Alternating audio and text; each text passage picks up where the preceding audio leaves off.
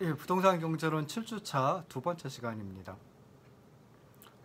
앞선 시간에서는 토지 서비스 시장의 수요 곡선에 대해서, 특히 이제 기업의 수요 곡선에 대해서 살펴봤는데요. 토지 서비스에 대한 수요 곡선은 토지의 한계 생산물 가치 곡선이다. 그래서 우하향한다라고 하는 것까지 살펴봤습니다. 그래서 기억하셔야 될 거, 토지 서비스의 수요 곡선은 이제 우하향하는데요. 임대료와 토지 서비스 구입량 또는 투입량이 반대 방향으로 움직인다 라고 하는 걸 생각을 하시면 좋을 듯 싶습니다.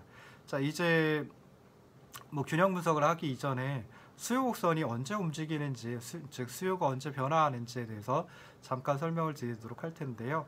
토지 서비스의 수요 곡선은 이제 일반 소비재의 수요 곡선하고 다릅니다. 그렇기 때문에 그 변화 요인도 다를 수밖에 없죠. 그래서 토지 서비스의 수요량은 임대료에 따라서 당연히 영향을 받고요. 그리고 생산물 가격에 따라서도 영향을 받습니다. 그리고 토지의 한계 생산성, 즉 MPL에 영향을 미치는 요소들에 의해서도 영향을 받습니다. 그래서 그냥 간단하게 생각하시면은 VMPL이라고 하는 것, 토지의 한계 생산물 가치라고 하는 것은 결국 생산물의 가격 P에다가 토지의 한계 생산물, 즉 MPL을 곱해준 게 되죠. 그래서 생산물 이 기업이 참여해가지고 만들어낸 생산물이 있을 텐데요. 그 생산물이 거래되는 생산물 시장에서 형성되는 가격, 생산물의 가격 P와 그리고 토지의 한계 생산성 MPL에 의해서도 당연히 영향을 받는다라고 생각을 하시면 좋을 듯 싶습니다. 먼저 임대료의 변화는 임대료가 변화하면 토지 수요량도 변화를 하게 되는데요. 토지의 구입량, 토지의 투입량이 변화를 하게 되는데 그때는 이제 요 수요 곡선상의 한 점에서 다른 점으로 이동합니다. 그러니까 42쪽 보시면은 42쪽 가운데에 있는 그림을 보시면은 토지의 임대료가 R0에서 R1으로 상승한다 그러면 토지의 구입량, 토지의 수요량은 L0에서 L1으로 하락을 합니다. 그러니까 수요 곡선상의 한 점에서 다른 점으로 이동한다라고 생각을 해볼 수 있겠죠. 그래서 수요 곡선상의 운동으로 나타나는데요. 생산물 가격이나 한계 생산성에 영향을 미치는 요소들이 변화했다라고 하면 그러면 수요 곡선 자체가 이동을 하게 됩니다. 예를 들어서 임대주택을 위한 택지 시장이 있다라고 한번 생각해 보자고요. 죄송합니다. 이때 주택 임대료, 즉 다시 말해서 택지를 가지고 주택을 만들어내서 이제 주택을 만들어내니까 주택 시장이 생산물 시장이 되겠죠. 그리고 주택 임대료는 생산물의 가격이 돼버립니다. 그래서 그렇게 주택 임대료가 상승한다라고 하면 그때는 토지 서비스 수요 곡선이 우측으로 이동합니다. 엄밀하게 얘기하면은 주택 임대료가 상승하면 토지의 한계 생산물 가치가 증가를 하기 때문에 이 수요 곡선이 우측으로 이동한다라기보다는 상향 이동한다라고 생각을 하시면 더 좋을 듯 싶습니다. 거꾸로 주택 임대료가 하락한다라고 하면 그때는 수요 곡선이 토지 서비스 시장의 수요 곡선이 좌측으로 이동 또는 아래쪽으로 하향 이동한다라고 생각을 하시면 좋을 듯 싶습니다. 주택을 보다 저렴하게 지을 수 있도록 하는 건축 기술이 개발되었다라고 하면 그때는 토지의 한계 생산성이 증가를 하는 거거든요. 그러면 토지의 한계 생산물 가치도 증가를 하게 되고요. 토지의 한계 생산물 가치 곡선이 상향 이동하기 때문에 토지 서비스의 수요 곡선도 상향 이동한다, 즉 우측으로 이동한다, 이렇게 이제 생각을 해볼 수 있습니다. 그 다음에 또 주택 건설에 필요한 자재값이 크게 오른다라고 하면 자재의 투입량이 감소를 하겠죠. 결국 토지의 한계 생산성이 저하가 될 수밖에 없습니다. 그래서 토지 서비스 수요 곡선이 아래쪽으로 이동한다, 왼쪽으로 이동한다, 이렇게 이제 생각을 하시면 되겠습니다. 그래서 토지의 수요 곡선을 우하향한다라고 하는 거 간단하지만 조금 길게 설명을 드리면서 찾아냈고요. 결국 토지 서비스 시장의 수요 곡선은 토지의 한계 생산물 가치 곡선하고 마찬가지이다라고 생각을 하시면 좋을 듯 싶습니다. 그리고 임대료가 변화하면 토지 수요량도 변화하지요. 그렇지만 수요곡선상의 한 점에서 다른 점으로 움직이는 운동으로 수요곡선상의 운동으로 나타난다. 그리고 생산물의 가격이나 토지의 한계 생산물에 또는 토지의 한계 생산성에 영향을 미치는 변수들이 움직인다라고 하면 그때는 토지의 수요 곡선이 토지 서비스 시장의 수요 곡선이 자체로 이동한다. 뭐 이렇게 이제 생각을 하시면 좋을 듯 싶습니다. 자, 이제 토지 시장의 균형 분석에 대해서 살펴봐야 되는데요. 아까 처음에 첫 번째 시간 처음에 말씀드렸듯이 토지 서비스의 공급량은 고정되어 있다라고 가정을 했습니다. 그래서 토지 서비스의 공급량은 가격이 변화한다라고 해가지고 움직이는 게 아니라요. 변화하는 것이 아니라 가격이 변화해도 변화하지 않는다. 그렇기 때문에 토지 서비스 시장의 공급 곡선은 어떤 모양이 되냐면은 수직선의 형태가 돼버립니다. 그리고 수직선일 때는 토지 서비스 시장의 공급량이 가격의 변화에 따라 움직이지 않기 때문에 완전 비탄력적이다. 공급이 완전 비탄력적이다. 라고 표현할 수 있습니다. 그러면 이제 우하행하는 수요 곡선, 한계 생산물 가치 곡선이죠. 그리고 수직선인 공급 곡선, 이 두 곡선이 만나는 점에서 토지 서비스 시장의 균형이 성립되고 그리고 토지 서비스의 가격이 즉 임대료 R이 결정됩니다. 그래서 43쪽의 중간에 있는 그림이 토지 시장의 균형을 분석한 그림이 되는데요. 그냥 우하행하는 수요 곡선, 토지의 한계 생산물 가치 곡선과 그다음 수직선인 공급 곡선 이 만나는 점, 이 점이 균형점이 되고 그때 균형 임대료는 R 스타 그리고 토지의 균형 거래량 임대되고 임차되는 양은 그냥 토지 공급 총량 L 바이다라고 생각해 볼 수 있습니다. 그래서 결국 토지 공급이 고정되어 있기 때문에 토지 가격 임대료는 수요 측의 요인에 의해 결정이 됩니다. 그래서 수요 측 요인 생산물 가격이 있고요. 그다음에 토지의 한계 생산성 이런 것들에 따라 가지고 이제 임대료가 결정된다라고 생각해 볼 수 있습니다. 그래서 토지로부터 주거 서비스를 생산하는 경우를 예를 들어 보면요. 주택의 임대료, 즉 다시 말해서 토지를 이용해 가지고 만드는 생산물의 가격이죠. 그래서 주택 임대료가 상승하면 토지의 수요 곡선이 위쪽으로 이동하고요. 또는 오른쪽으로 이동을 하고요. 그거에 따라 토지 임대료, 균형 임대료가 상승합니다. 그 다음에 토지의 한계 생산성을 높이는 요인들 있다라고 하면 존재한다. 그래서 토지의 한계 생산성 MPL이 더 커졌다, 증가했다라고 하면은 그때는 토지의 수요 곡선이 또 마찬가지로 상향 이동 또는 우측 이동하게 되죠. 그래서 토지 임대료가 상승하는 결과를 가져오게 됩니다. 장기적으로 보면 인구가 증가한다든지 아니면 핵가족화 해가지고 그 1, 2인 가구가 증가한다든지 소득이 증가한다든지 또는 도시화가 진전이 된다든지 하면 이것들은 토지의 수요 곡선을 갖다가 위쪽으로 이동을 시킵니다. 또는 오른쪽으로 이동을 시킵니다. 그렇기 때문에 아이고 죄송합니다. 다시 하겠습니다. 인구가 증가하거나 또는 1, 2인 가구가 증가하거나 소득이 증가하거나 또는 도시화가 진전이 되면 그만큼 필요로 하는 주택의 양이 많아지겠죠. 주택 수요가 더 커지게 됩니다. 그러면 주택시장에서 주택 가격, 주택이라는 생산물의 가격이 더 높아지게 되고요. 그러다 보면은 그 생산물 주택을 갖다 만들어내는 도시 지역의 토지, 특히 이제 택지 가격도 임대료도 상승하는 결과를 가져오게 된다라고 생각을 하시면 좋을 듯 싶습니다. 그러면 이런 토지 서비스 시장의 균형 분석이 일반 재화 시장과 어떤 차이가 있는지 한번 살펴보도록 할 텐데요. 좀 전에 말씀드렸듯이 토지 가격은 또는 토지의 임대료는 수요 측 요인에 의해서 결정이 된다라고 말씀드렸습니다.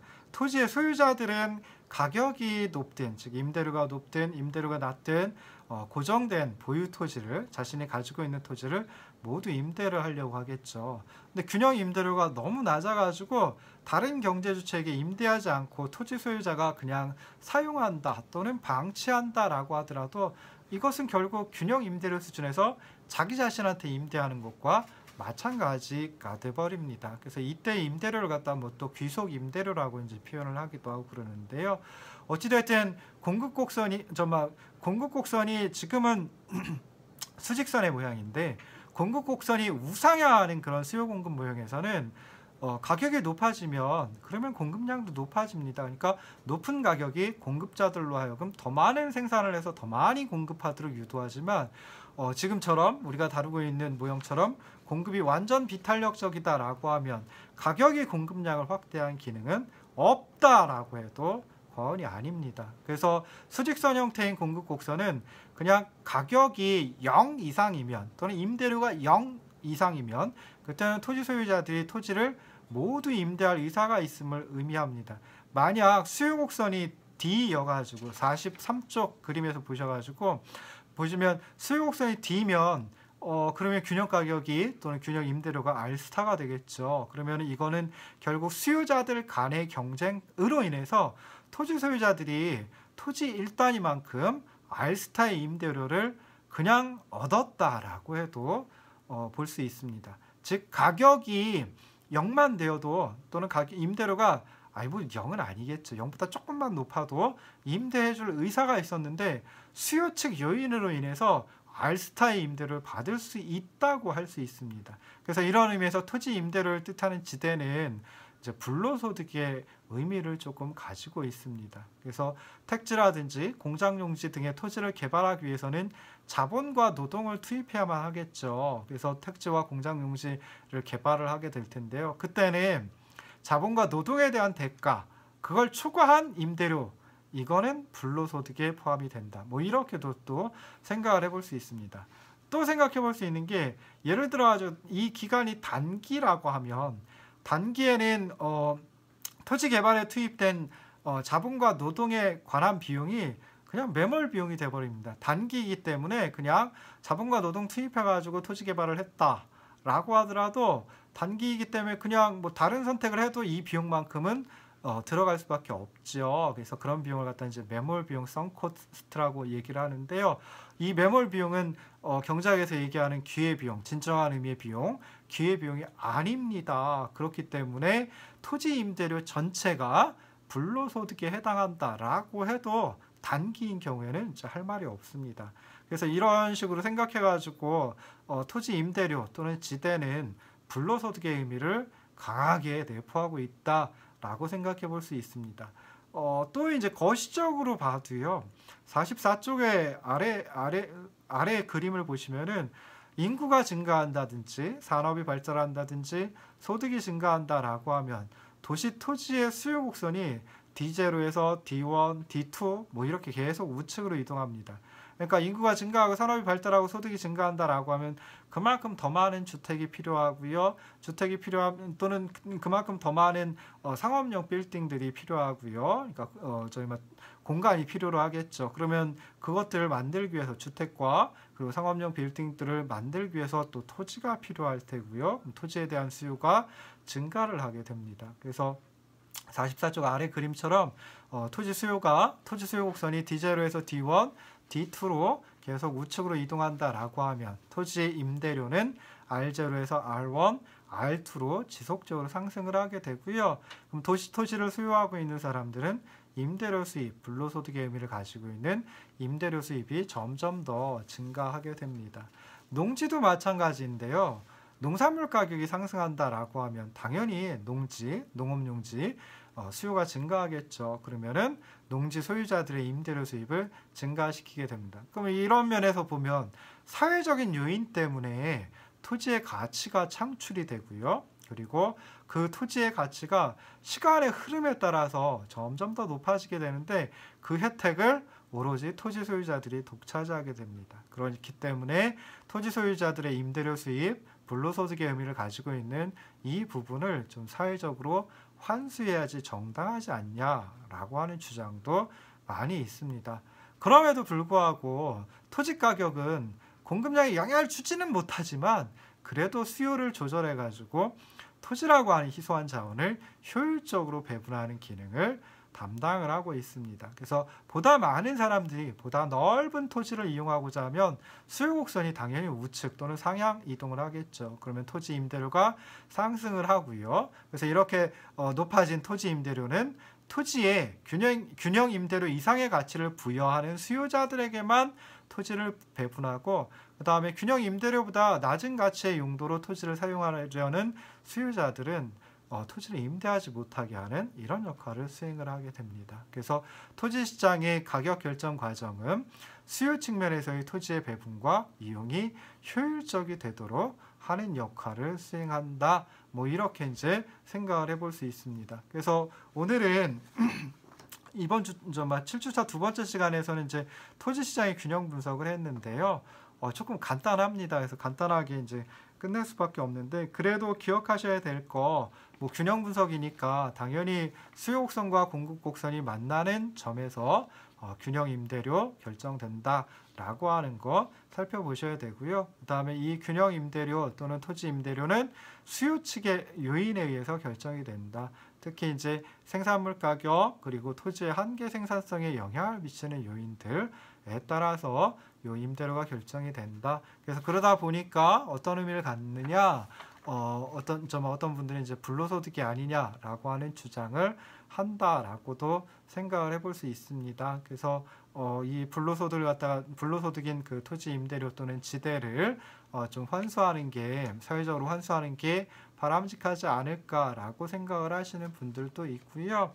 그래서 그 근거를 갖다 뭐 여러 가지 면에서 찾아봤죠. 근데 그래도 거시적으로 볼 때는 뭐 인구가 증가한다든지 산업이 발전한다든지 아니면 소득이 증가한다라든지, 이거는 토지 소유자들이 만들어낸 게 아니거든요. 토지 소유자들이 뭐 인구를 증가시키고 산업을 발달시키고 소득을 증가시키고 뭐 하는 건 아닙니다. 그래서 그런데 그렇게 인구가 증가한다든지 산업이 발달한다든지 소득이 증가한다든지 하면은 도시 토지에 대한 수요 곡선이 우측 또는 상향으로 이동하게 되고, 그래서 토지 임대료가 점점 더 상승을 하게 된다. 그래서 도시 토지를 수요하고 있는 사람들의 임대료 수입이 증가하게 되는데, 이렇게 사회적인 요인 때문에 토지의 가치가 창출되고 그다음에 점점 더 높아지고 그 혜택을 토지 소유자들이 독차지하면 이건 좀 뭔가 이상하지 않느냐, 뭔가 조금은 공정하지 않다 또는 공평하지 않다, 뭐 이렇게 이제 생각을 해볼 수도 있다라는 거죠. 이렇게 형평성 측면에서는 뭐 불로소득의 의미를 가지고 있긴 하지만 토지 임대료 또는 토지 가격이라고 하는 것은 여전히 수요를 조절해 가지고 자원을 효율적으로 배분하는 효율성 측면에서는 바람직한 그런 역할을 수행하고 있다라고 생각을 하시면 좋을 듯 싶습니다. 오늘은 7주차 강의는 여기까지 하도록 하겠습니다. 고생하셨습니다.